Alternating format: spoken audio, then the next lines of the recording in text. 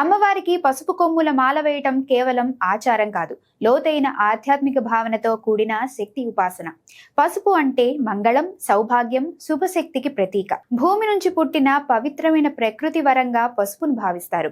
కాబట్టే ప్రకృతి స్వరూపిణి అయిన అమ్మవారికి ఈ పసుపును సమర్పిస్తారు. పసుపు కొమ్ము భూమిలో నాటితే మొలకెత్తుతుంది, కానీ ఉడికించి ఎండబెట్టిన తర్వాత తిరిగి జన్మించదు. అదే విధంగా మనలోని కోరికలు, అహంకారం, దుష్టభావాలను దహనం చేసి పునర్జన్మ బంధనాల నుంచి విముక్తి కలగాలని అమ్మవారిని ప్రార్థించడం దీని వెనుకున్న ఆంతర్యం. పసుపులో సహజ క్రిమినాశక గుణం ఉండడంతో ప్రతికూల శక్తులు, దృష్టి దోషాలు తొలగుతాయని భక్తుల నమ్మకం. సాధారణంగా 108 పసుపు కొమ్ములతో మాల కట్టి శుక్రవారం రోజున సమర్పిస్తే విశేష ఫలితం లభిస్తుందని విశ్వాసం. వివాహం ఆలస్యమవుతున్న వారికి కళ్యాణ యోగం, కుటుంబ సౌఖ్యం, ఆరోగ్యం, ఐశ్వర్యం కలుగుతాయని పెద్దలు చెప్తారు. పసుపు మాల అంటే అమ్మవారి చల్లని కరుణను కోరే భక్తి సూచిక.